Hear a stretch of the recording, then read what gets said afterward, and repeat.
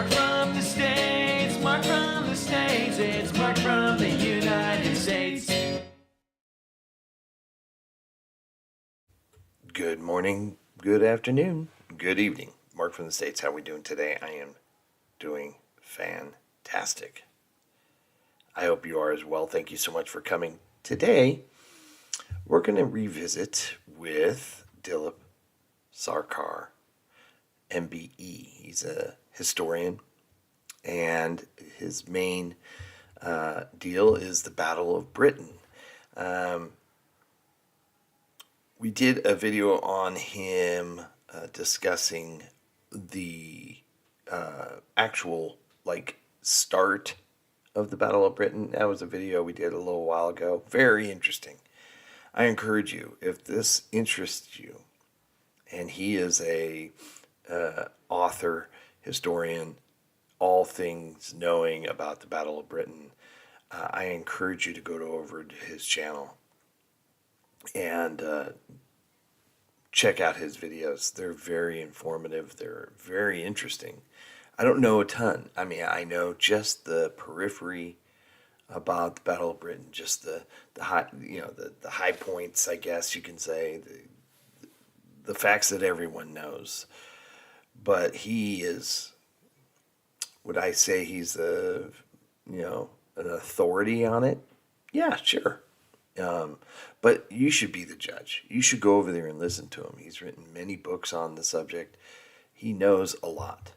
And he's got an MBE, so that's cool. The link to his channel and to this video will be in the description. So you just got to scroll down, as always. And I've already created the link there. You just click it. It'll take you right there. But I encourage you to go over there and do it because it's very important. Right? Very important. In trying to get as many of the people we learn from, their blessing to be able to learn from their work, one of the reciprocal deals that we need to do is go and support their channel. That is the point of this.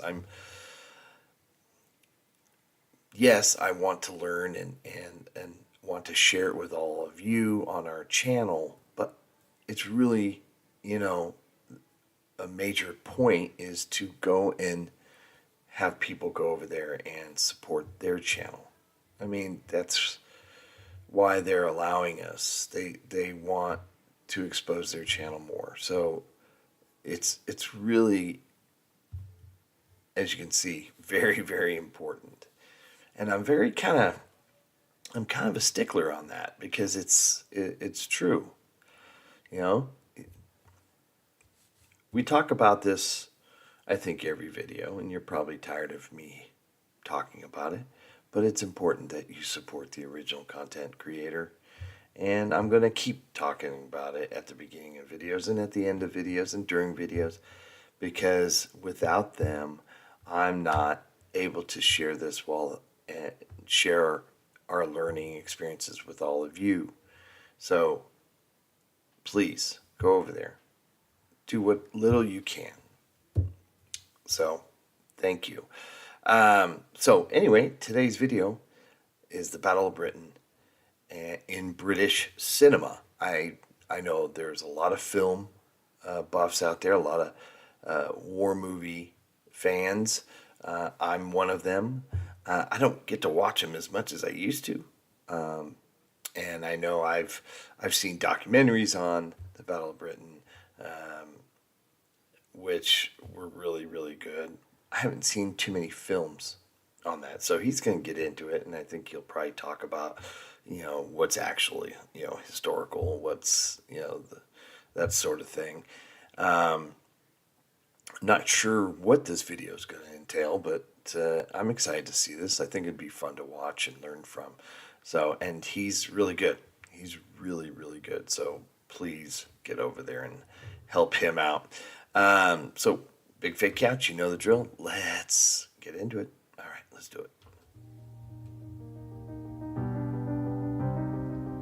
Hi all, thanks for coming back, listening again. Thought I'd talk about the Battle of Britain in cinema, which is opposed to the Battle of Britain film, the 1969 star-studded epic that we all know and love so well. But it's a bit more complicated than that. It isn't just about one film.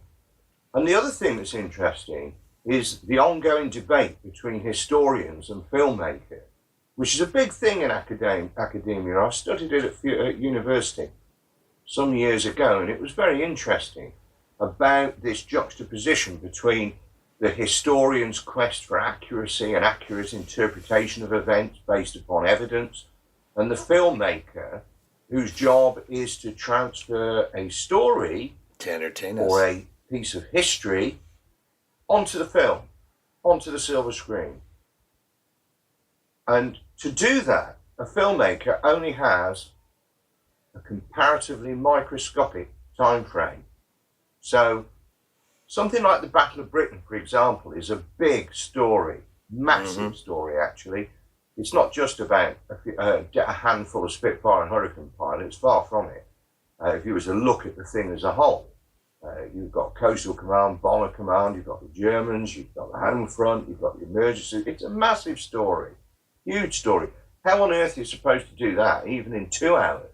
I don't know.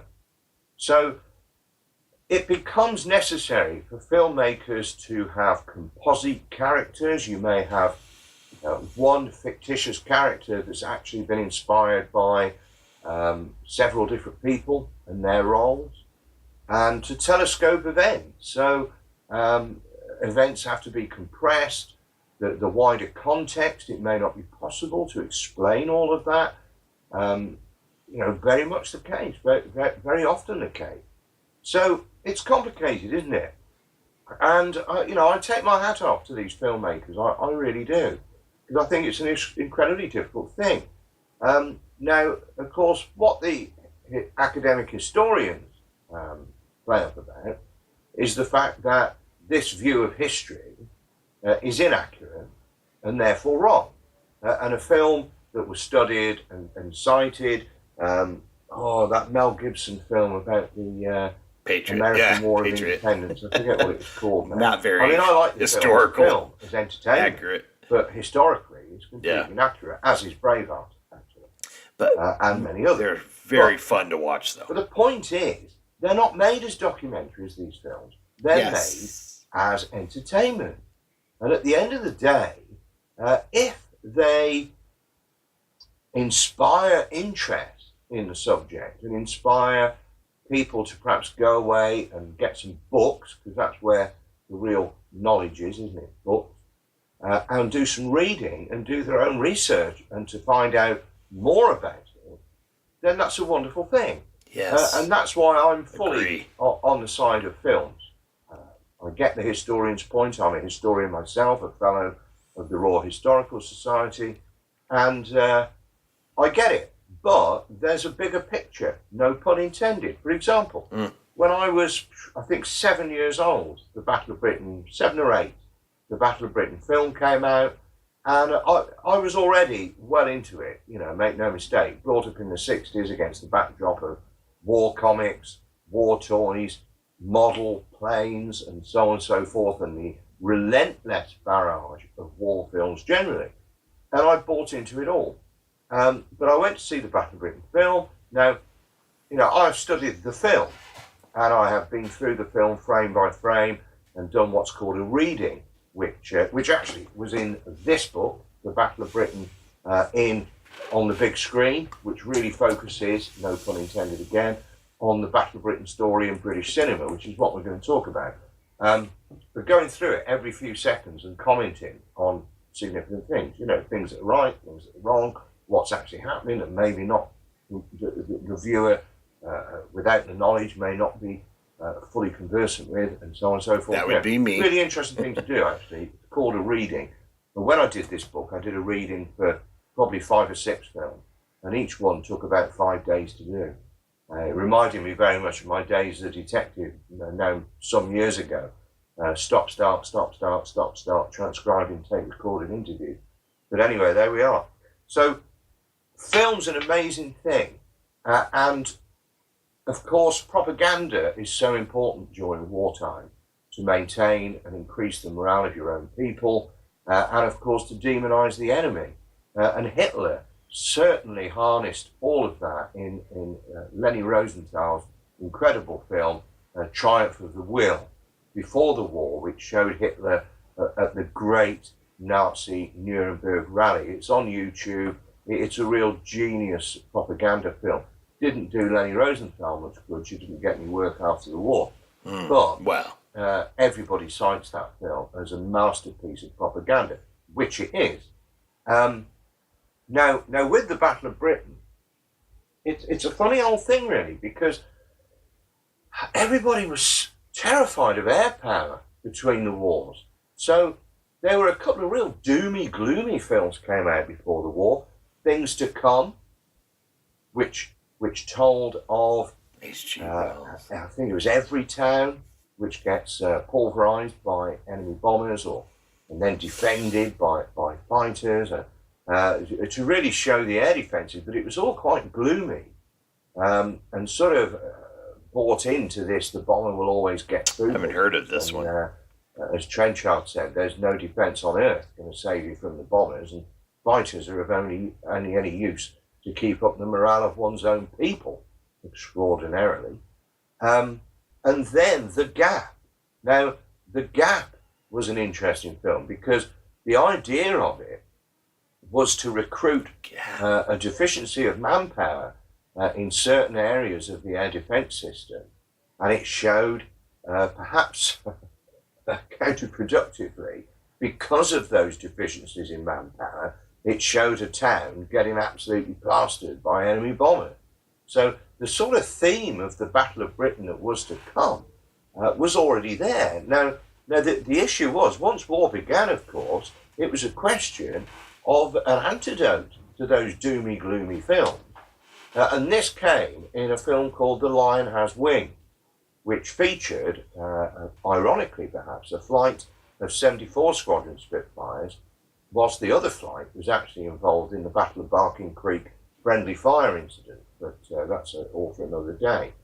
But yeah, The Lion Has Wings, the idea of that film was to reassure the public that Britain's air defences were up to the job, and there was nothing to worry about. Kind of like propaganda? So in a way, that sort of showed the Battle of Britain before it had even begun, because this film was made in September 1939. Extraordinary. Wow. And then we go on into the war, and it's really important to understand that in those days we didn't have mobile phones, we didn't have the internet, we didn't have all these communication platforms that we've got today. People didn't even have televisions in their own homes. It was a question of listening to the radio, and that was the great broadcasting medium, was the radio. Hence why Neville Chamberlain, Britain's wartime Prime Minister, at the beginning of the war, made the famous broadcast at 11 a.m. on Sunday, 3rd of September 1939. You know, it was by the radio. So if people wanted to watch movies, moving pictures, they went to the cinema. And because this concentrated people together, at the start of the war, cinemas were closed because they wanted to avoid all those people together, possibly being hit by bombs. But ultimately, the cinemas reopened again. And one of the reasons was because they were such an important means of communicating information to the public by the Ministry of Information. So you've got things like Pathé News and Movietone News that produced some really amazing films all through the war. Very, very short films, only a few minutes, showing, you know, the troops on different fronts. There's really good ones about Spitfires, Hurricanes, the Battle of Britain, you know, all sorts of stuff. And people used to go to the cinemas specifically to spend an afternoon watching this stuff, because that was the news. That was the equivalent of when I was a kid, growing up and switching on the news at 6 or the news at 10 that my dad always watched, and that was it. But you went to the cinema. So the cinema's a really big part of Western culture.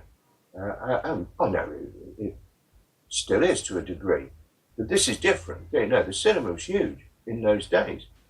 And there were various films that came out. I mean, some that we've probably forgotten about, like there's a film, Dangerous Moonlight, which really focuses on a pianist who's a Polish fighter pilot, very famous film, Anton Walbrook. And then there's another one that features the Belgians, which hardly anybody, I think, has ever heard of this, called Flemish Farm. And they're flying hurricanes over in France during the fall of France. And there's a scene where they escape from an airfield before it's overrun, with a pilot putting another pilot on his lap in this hurricane. Now, where have we seen that before? You've got it.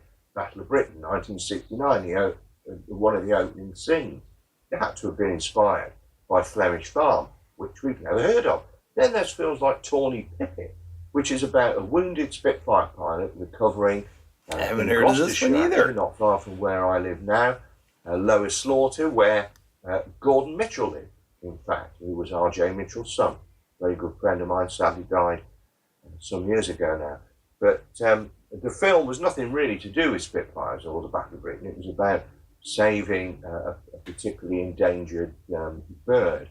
But the Spitfire still features in the film, as it did with Mrs. Miniver, which is one of the most famous, most successful propaganda films of all time that was really geared up to getting the greatest movie ever made on our side during the war, with America still being neutral. Greer Garson, it's an incredible film. Even Dr. Goebbels, Hitler's propaganda minister, had to acknowledge that Mrs. Miniver was such a superb piece of propaganda, because at no time in that film was it derogatory about the Germans. But it was obvious what the theme was, that the Germans were bombing Britain and poised to invade Britain, and yet when Mrs. Miniver encounters a shot down German airman, she's kind to the chap. But again, Spitfires and the Battle of Britain are very much the theme of that, although it's not about the Battle of Britain. So then we come on to, I think the same year as Mrs. Miniver, Leslie Howard's film, The First of the Few. I've heard of that. Which, again, isn't about the Battle of Britain, but it features the Battle of Britain. And the film's about, it's a romanticised version of events, actually, about R.J. Mitchell designing the Spitfire, the Schneider Trophy races and so on, starring David Niven and Rosamund John. And it's a really good film. And it was massive success on both sides of the Atlantic.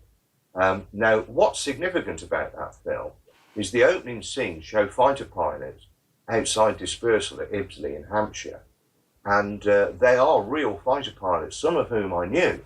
And there's people there like John Bisney, who flew Spitfires with 609 in the Battle of Britain, Bunny Current, who was then commanded 501 Squadron, but flew with 605 in the battle. Peter Howard Williams, real character, who I knew, flew Spitfires with 19. And many others. Brian Kinkham, famously from 92 Squadron. It's absolutely amazing to see that they filmed that. And of course, there were real Spitfires used for the filming that was supplied by 118 Squadron down at Ibsley. And it was a massive success. And it's got all the ingredients, hasn't it? Mitchell dying of cancer prematurely, age 42, such a tragedy, and the Spitfire going on to win the day, as it were. And that was really important, because the public needed reassurance about air defence, and the Spitfire was this glamorous icon then and now that in those days was the sword that was going to save us from the German bombers. So, absolutely fantastic film. And then we go on really to after the war, when in 1952 came the first British film. Before he continues, I want to just kind of talk about the films that were made while the war is happening. I mean, one, it must be very, very difficult to do while the actual war is going, and you're it's almost like current events. It is current events. It's not almost, it is. And I mean, to get the footage of actual, like in this case, Spitfires, it's just remarkable. But to kind of touch back on the propaganda, you don't really think, at least me, don't really, when you're watching it, you're not thinking. And I guess this is what makes it great propaganda, because you're not going in thinking, oh, this is a rah-rah, we're the greatest. You don't think of the propaganda when you're being entertained.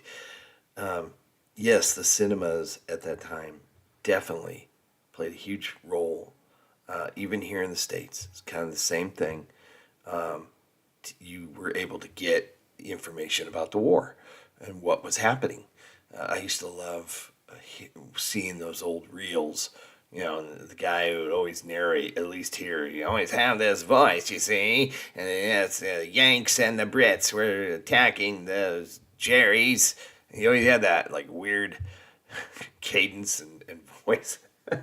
See our boys, they're fighting them back, saying, we'll give you heck, something. It's just kind of funny. But not only that, it was a way for people to kind of step out of reality to see the films. Now, of course, the film is about what is happening, but it is almost in a way you're getting out of reality for a little bit. It gives you that brief moment to step out of life, of how horrible it is, of what's going on. And if you're going to watch about basically how life is, how tragic, war is, you're going to see a film based on that, but it's usually shown in a good way. It gives you good feelings, it lifts the morale. So yeah, total propaganda. But you don't go into it thinking, I'm going to go watch this to make myself feel better. You go into watch it to say, I need to get out of what's really happening just for that hour and a half or however long these films are. I always found that fascinating of people who were able to make films about a war that's currently happening. I find that fascinating. Dealing with the Battle of Britain, and that was Angels 1-5.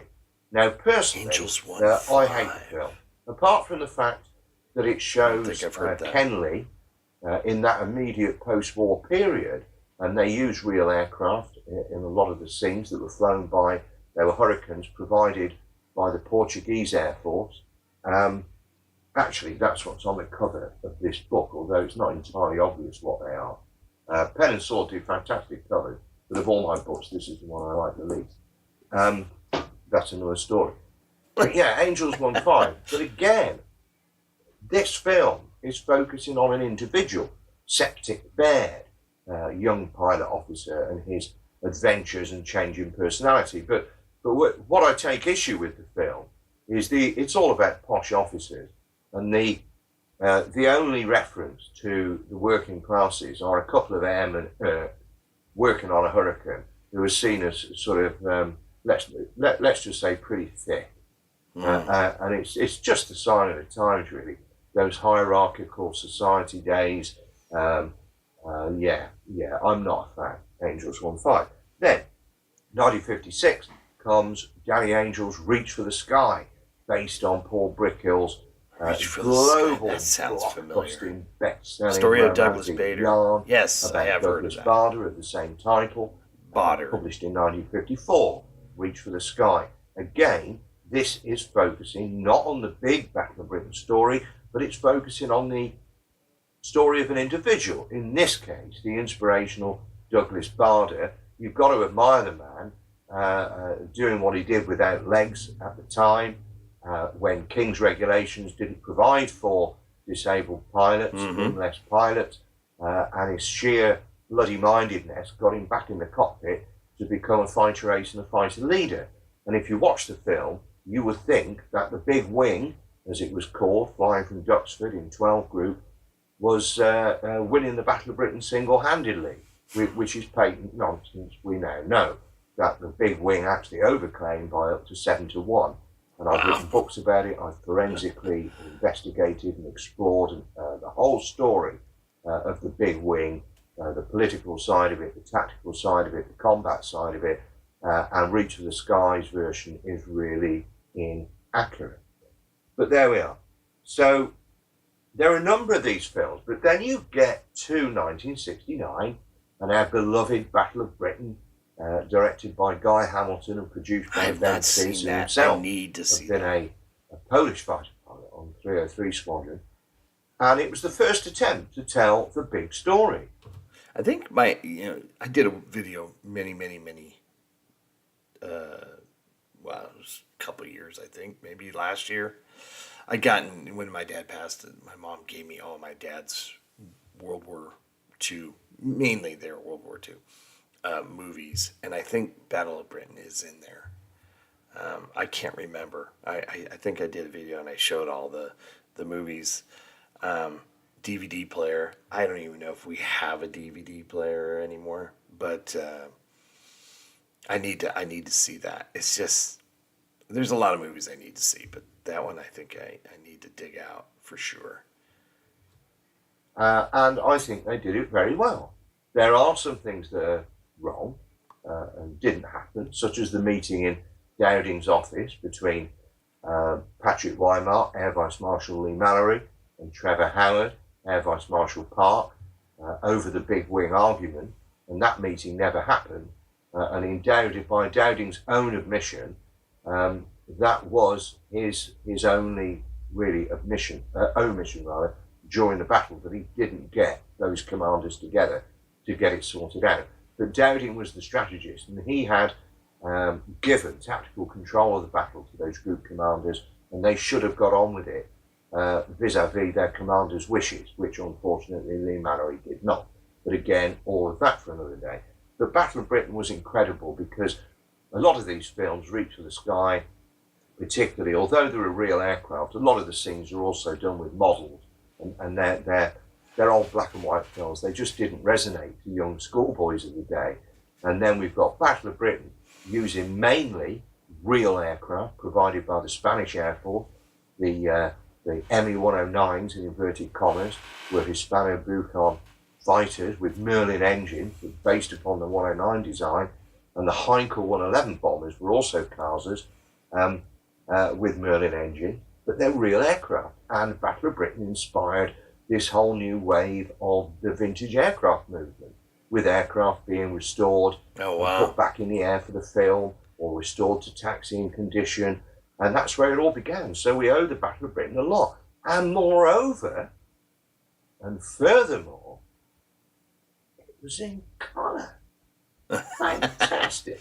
I remember going to see that film with my dad when it premiered in Worcester on the big screen at the Odeon or the Scala, wherever it was, I forget now. But I was spellbound to actually see those aircraft at such close quarters on a huge screen. It was just phenomenal, and it remains the case. I couldn't tell you how many times I've watched it, and will continue to watch it unashamedly. It's fantastic. Not altogether entirely accurate. The end of the film, you could be forgiven for thinking that the Battle of Britain just ended, boom, just like that. It didn't. It went on and on and on. In fact, November was very little different to October. Battle of Britain officially finished on the 31st of October, all of which is poppycock anyway. If you look on the podcast, because when I did the official 8-volume history of the Battle of Britain, for the Battle of Britain Memorial Trust, that's a 1 million word forensic investigation.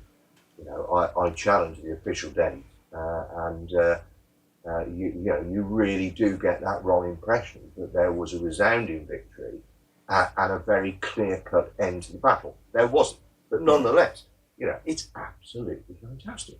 But there's never been another Battle of Britain. The film itself, whilst enormously popular and loved beyond all measure by people like us, aviation enthusiasts and Battle of Britain historians and so on, the wider public sort of gave it a bit of a wider berth because it didn't really connect with individuals emotionally.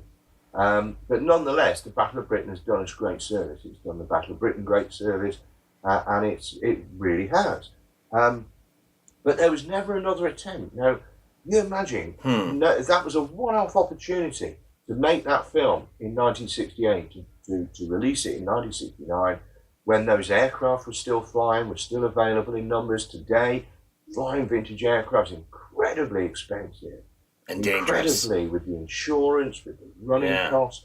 To produce, I mean, and in fact, the number of aircraft assembled for the film made them the 35th biggest air force in the world, which is astonishing in itself. Wow. And you think how much that must have cost. So the cost of it is just not going to happen. And quite honestly, even now, we've just had the Spielberg Hanks Masters of the Air American 8th Air Force mini-series broadcast on Apple TV, which uses CGI, which is not bad. It's not bad. I loved it's a bit too much I thought it was bells and very whistles, entertaining. But it's not bad. It's getting better. Unlike some of the earlier, sort of what I would call immediately modern films, and particularly the low-budget ones that use CGI, and it's just unbelievable. It's just not believable. But it's getting better. But Battle of Britain with those real aircraft, real standalone moments. And of course, a lot of the outtakes from Battle of Britain, and there was loads of it, minutes and minutes and minutes of it, were not used in the film. But they have been used since in various documentaries and other films like, well, TV series really, like Piece of Cake back in the 80s and Perfect Hero, starring Nigel Havers, which is sort of loosely based on Richard Hillary's Last Enemy, being shot down and badly burned. There are loads of these things. But the favourite for me is my friend Matthew Whiteman, who's a long-established film director, read Geoffrey Whelham's memoir First Light and was deeply moved by this and got to know Jeff, who sold him the film rights to the book for £1. And £1. To his great credit, at what was a difficult time, sort of 2009-ish, went off and made and got commissioned, and that was the difficult bit, a BBC Two docudrama, First Light, which you can get on DVD. You can still watch it. It's not available online, unfortunately, Spitfire, but you can watch it. Oh, wow. And there are continuity errors and silly things like officers sitting down in offices with their hats on. Well, the only time that happens is in a formal interview or a rollicking. But you know, none of that's important. It doesn't matter. No. You know, it doesn't matter that it's one Spitfire took off, but in the air it's a different Spitfire. That's just ridiculous. You know, it's like an old history lecturer used to say to me, an air class studying history and film, used to say, if it's got the wrong tank track, my dear, I don't give a damn. Because that's right, it's not about the minute detail like that. It's about the telling of the bigger story. And the way Matthew did it, with Jeff actually still alive there, and talking, and some of the things Jeff says about his love for the Spitfire, how it gets into your soul, and how we didn't want to medal, but we just want to be remembered, and these things, and how can I forget being a Spitfire pilot in the Battle of Britain? You know, you see things in your head every day. How can I forget? You know, it's just one of those moving pieces of television I've ever seen. And, you know, well done, Matthew. And I think that when I wrote this book a couple of years ago, which studies all of these films in detail, you know, I did say that I think the Battle of Britain film 1969 was the high spot of the Battle of Britain in cinema, and Matthew's film was the high spot of the Battle of Britain on television, which remains First Light. the case. However, Check that out. what I also said was that Matthew's film could also have been called Last Light in terms of television, because certainly when it was made, and when I wrote the final few in 2015, the chapter about Jeff, I focused, no pun intended, on Matthew's film and what it meant to him to produce the film and direct the film, and why he did it, and what it meant to young, at the time, Sam Heughan, to play Jeff. And of course, Sam has gone on to great fame with his portrayal of Jamie Fraser in the Netflix Outlander series. You know, absolutely fair play to him. It's brilliant. Well done, Jamie. No, not Jamie, Sam. But, yeah, we're not convinced now that it is Last Light. Since Matthews made that film, 2010, it was broadcast, the broadcasting landscape has changed beyond all recognition. In those days, we still only had BBC One, BBC Two, ITV, and Channel 4, Channel 5 loosely. So now it's completely changed. We've got all of these different online platforms. The internet's changed everything. We have Disney, Apple, Netflix, Prime, Samsung, I think, have got a channel, Netflix. So the opportunities are there. And it's also much easier, technically, to make a film these days because of the incredible advances in technology. I'm talking to you now on a fairly modest camera setup, but the results are pretty good. And I use my iPhone for other things, for filming outside, for filming shorts, and we can all make a film almost. I'm not suggesting that you make a blockbusting cinema film with kit like that, but I just make the point that today you don't need the massive budget that used to be required for all of the kit and so on and so forth. So who knows what's going to happen? What I don't like to see are these low-budget films that are inaccurate and don't listen to historians or even engage with historians. I think they do more harm than good, but at least they're being made. And I wonder whether one day we will see another fairly biggish production, or at least some very good, very accurate documentary drama type stories translated to the screen, similarly to how Matthew did First Light. And in that respect, Matthew and I are looking forward at the moment to working together in due course, and more of that another time. So there we are, a little bit of a whistle-stop tour about the Battle of Britain's development on the big screen, very much detailed in the book. I think it was an important book to write. It was an important record to commit to paper so that the chronology of this is understood. And there we are. So go and watch the Battle of Britain film. Go and be inspired. Go and watch Angels 1-5. See if you like it. Go and watch The Gap. Look them up on YouTube. And Things to Come. The Lion Has Wings. Wonderful films. Whatever you might think of them. And do watch First Light. It's brilliant. So there we are. Thanks for listening. If you enjoy our little films and podcasts, there's going to be lots more coming. Please subscribe to the channel. Give us a thumbs up. Any feedback, good or bad, please join the discussion, join the community in the comments below. Absolutely. And we'll see you next time when I'll have to think of something else to talk about and share my passion for the Battle of Britain. Thanks for listening. Awesome. Go over to Dilip's channel. It's great. I love it. Links, of course, in the description, as always. Interesting topic. And he's made some absolutely brilliant, valid points. I mean, what is cinema, film, movies, main objective? Is it to give us a documentary of history? Is it to entertain us? Is it to highlight a certain topic? It's to tell stories, right? It tells stories, and that's why you'll always have these historical events, in this case Battle of Britain or Dunkirk or whatever it may be, and you'll have a fictitious character in there that kind of drives the plot forward, and he's loosely based off of somebody maybe real, but it's not so much the history. The history is just the backdrop. It is the vehicle that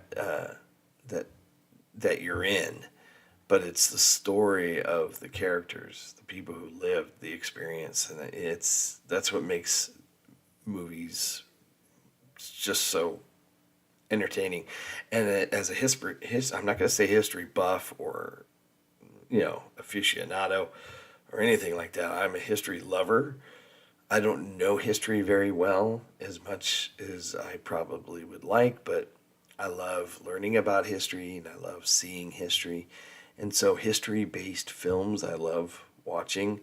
At the very beginning he mentioned The Patriot. Yeah, historically I know the movie itself was awful. The movie itself on an entertainment level was there.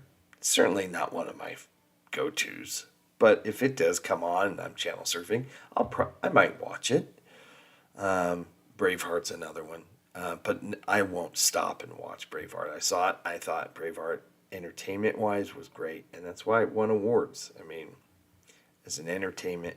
And it used the history, real people from history, as kind of like the catalyst to tell the story.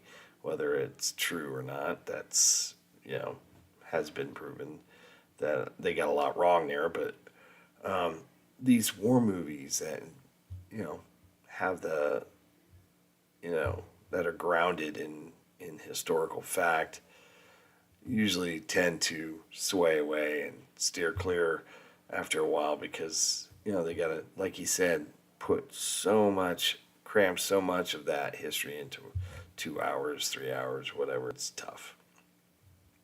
But what is the goal? I'm going to leave you with this. What is the goal of going to see a movie? It's to be entertained. And if it's going to deal with a topic, in this case, Battle of Britain, that you enjoy, all the better. And he's right. If it gets just a few people to go out and read and look further into it and to get into it to find out if it was true, which I have before. You see a movie and you're like, did that really happen? Yeah, it's I think it's done its job. That was good. I really enjoyed it. Man, what a great day. Learned about Tom and the taxis, and learned about cinema on the topic of the Battle of Britain. Just good day of learning. I hope everybody's happy, healthy, and safe. Thanks so much for coming. We'll be back tomorrow. Have a great day, everyone. We'll talk soon. Bye. Mark from the States, Mark from the States, it's Mark.